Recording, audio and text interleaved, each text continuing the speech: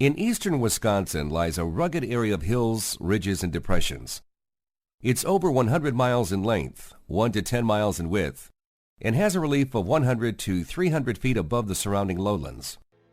Today, this region is known as the Kettle Moraine and is considered to be one of the most impressive moraines in all of North America.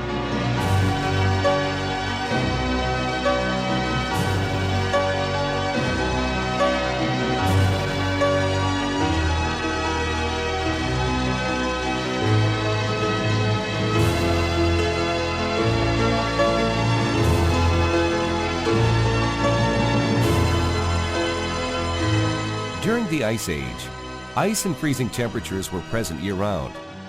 Between 25,000 to 10,000 years ago, the last continental glacier, called the Wisconsin Glacier, flowed through Lake Superior and Lake Michigan basins, covering parts of eastern and northern Wisconsin. As the Green Bay and Lake Michigan lobes invaded and receded from eastern Wisconsin, they formed the collection of landforms in a narrow corridor we call today the Kettle Moraine.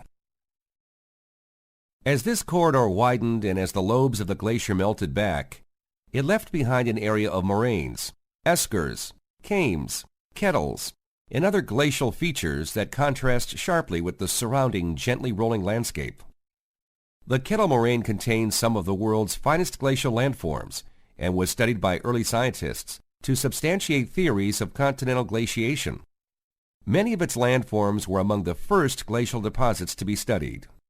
Mastodons moving south with the ice and cold were part of the Ice Age fauna. Living relics of the Ice Age still can be found in the Kettle Moraine, in such areas as kettle bogs. Colder air flowing down the sides of deep kettle depressions replaces the warmer air, creating cool, moist conditions, characteristic of a cooler climate, similar to bogs farther north. Pitcher plant, black spruce, and Labrador tea are just a few of the species that are far removed from the boreal areas of the far north. These plants are no doubt descendants of plants that lived here during the time of the Great Ice Age. Federal surveyors Noah Brookfield, John Clark, Henry Burnham, John Brink, and others surveyed this area for the very first time in 1835 to 1836. They probably were the first ones to document the hilly region of the Kettle Moraine. They described certain sections of the Kettle Moraine as stony ridge, high hills, gently rolling, very broken, hilly and knobby, and broken and stony. These same surveyors also identified the major plant communities at that time, prairies, and oak savannas. The familiar oak woods of today were virtually non-existent. Native Americans helped to create this environment by annually burning off much of the Kettle Moraine. This eliminated the brush and woody vegetation and created the prairie community. Only recently has this region been called the Kettle Moraine. In earlier days, pioneers called it the Bluffs. Later, the name Potash Kettle Range was used. T.C. Chamberlain, as state geologist studying this area in detail in the 1870s, stated the reason for this unusual name. Gigantic hummocks and hollows caught the imagination of the pioneers and called up the image of the great cauldrons, then in use for boiling down ash lye into potash cakes, which were used for soap. Some of these kettles seemed to be set in place, as many or more were turned upside down. Later, after studying this region and finding that it was a gigantic moraine, Chamberlain gave it the name of Kettle Moraine. A moraine is a collection of hills, ridges, and depressions bunched together. Hollows on the surface of the moraine are called kettles. Kettles are not confined to moraines but are found on other surfaces of glacial deposits as well. Some ice remnants were deeply buried under the sand and gravel, well insulated from the sun and warmth. They melted slowly, large blocks lasting perhaps for hundreds of years. As they gradually disappeared, the soil around and above them sunk or washed in the vacated space, partially filling it. But at the surface, a distinct depression remained. The topography of the Kettle Moraine changes in both form and plan throughout its 120-mile course. This story will deal with the region known today as the Kettle Moraine State Forest Southern Unit.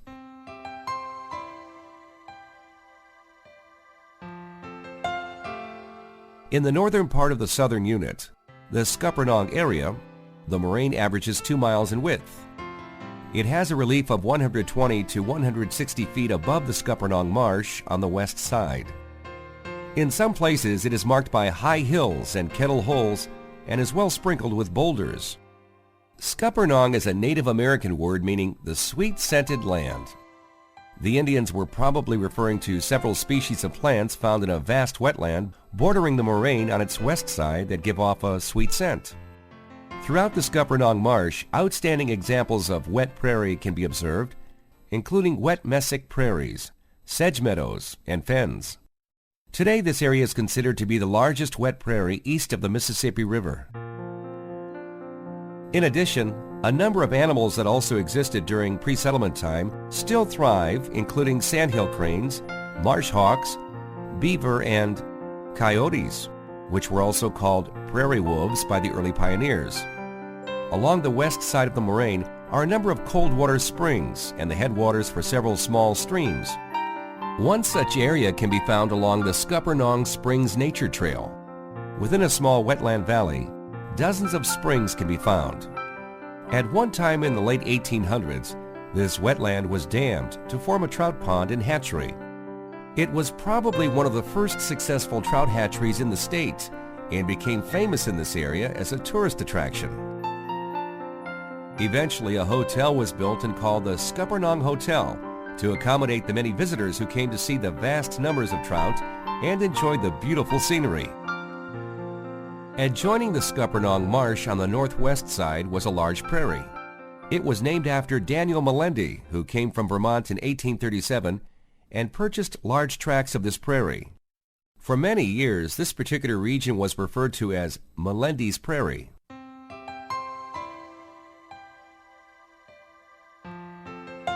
Further south, we come to the region within the Kettle Moraine known as the Eagle area. It gets its name from a large prairie that developed in the flat outwash plain south of the village of Eagle. An outwash plain is created when sand and gravel is carried from glaciers and deposited by meltwater streams, forming a flat or gentle sloping slope. The Eagle outwash plain was created when large amounts of meltwaters from the glacier deposited this debris at this location. In some places, the gravel is 80 to 100 feet thick.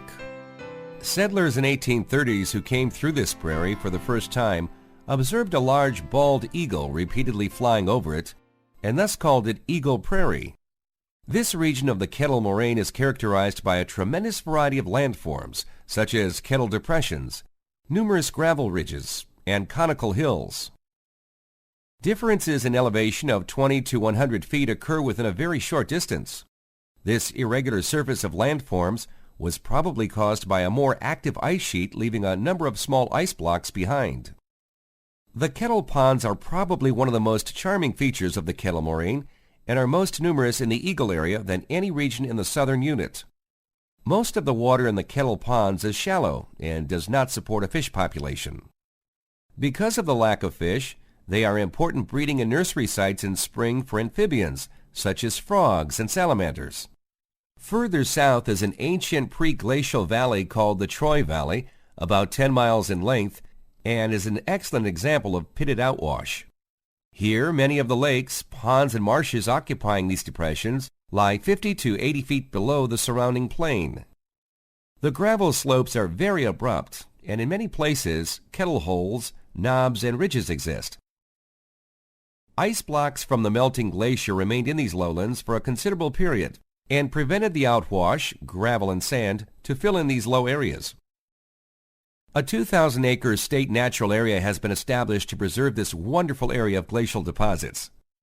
Lulu Lake is the crowning jewel of this large natural area.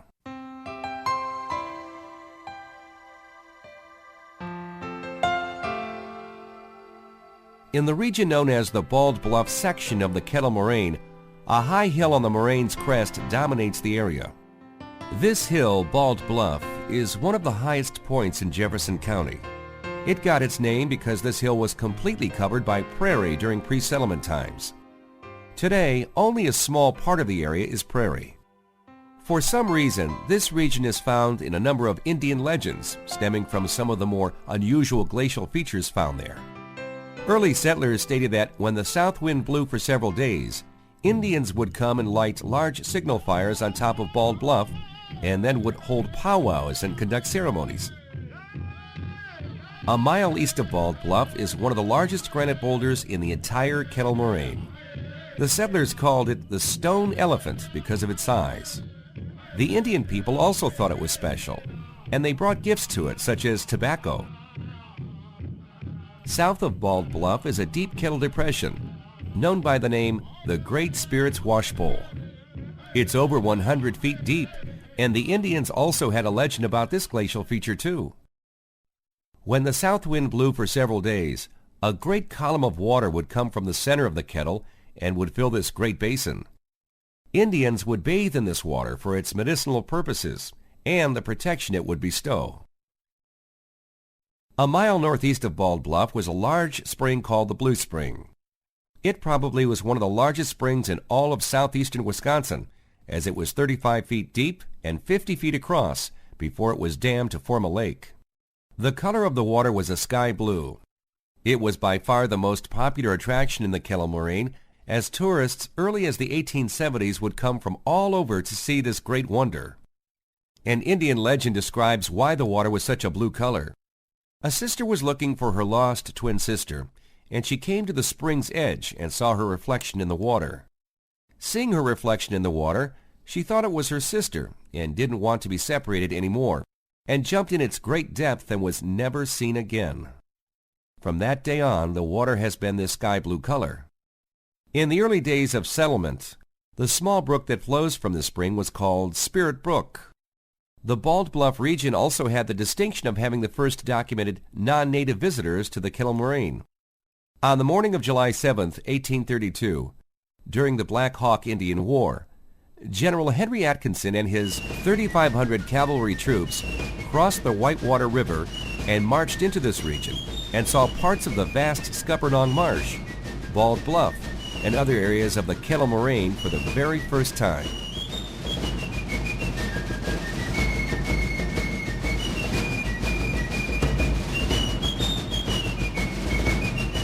A number of soldiers that were in this army would later help to shape our country's history.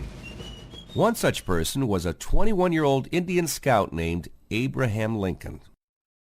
Settlers of many different nationalities such as Irish, Norwegians, Germans, Welsh, and English came to the Kettle Moraine in the late 1830s and early 1840s.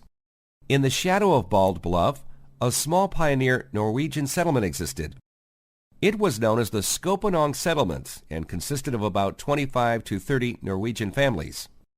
The Ole Olsen log cabin, built in 1846, is one of 2 log cabins that are preserved from the Scuppernong settlement.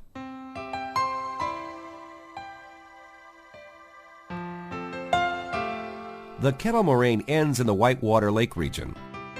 In pre-settlement times, the only thing that was named Whitewater was the river, which has its source in the Kettle Moraine. Solomon Juneau, a French fur trader, stated why the river is called Whitewater.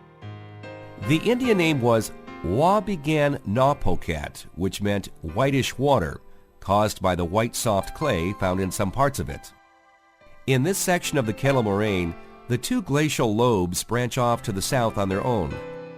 North of Whitewater Lake, the moraine is composed of a singly bulky ridge with a relief of nearly 150 to 200 feet. Northeast of Whitewater Lake are some very large eskers with abrupt, winding, and branching gravel ridges. There is no other area of the Kettle Moraine where such large eskers so dominate the landscape of an area. Eskers are long, narrow ridges deposited by meltwater in a tunnel within or at the base of a stagnant glacier and retains its form after the ice has melted. Between Whitewater and Rice Lake, several large eskers exist. Some of these eskers have a slope of 30 degrees or more, and some of the reliefs between the crests of ridges and the bottom of adjacent hollows are 60, 80, or even 100 feet. To the east of Whitewater Lake is another large flat outwash plain where also a large prairie developed, and since it was shaped like a heart, it was called Heart Prairie. An outstanding natural area of the Whitewater region is Bluff Springs. It is here where a large tributary for the Whitewater River begins. A number of springs flowing from the base of the moraine seep out of the gravel. The springs form numerous small creeks, generally only a few inches deep, with water flowing over gravel and sand. Eventually, the water forms a larger body of water that is called Bluff Creek, a trout stream of about 2 miles in length, and eventually becomes the Whitewater River. The late Congressman Henry Royce, longtime supporter of the Kettle Moraine, once stated that the Kettle Moraine is Wisconsin's Grand Canyon and Yosemite. It's Wisconsin's #1 jewel. Although the Kettle Moraine doesn't have majestic snow-capped mountains or grandiose rock structures, its modest landforms are misleading. The Kettle Moraine has a very complex Ice Age past, and its landforms are as spectacular as that of any place on Earth. In fact, with its distinct Ice Age features, plant communities, and animal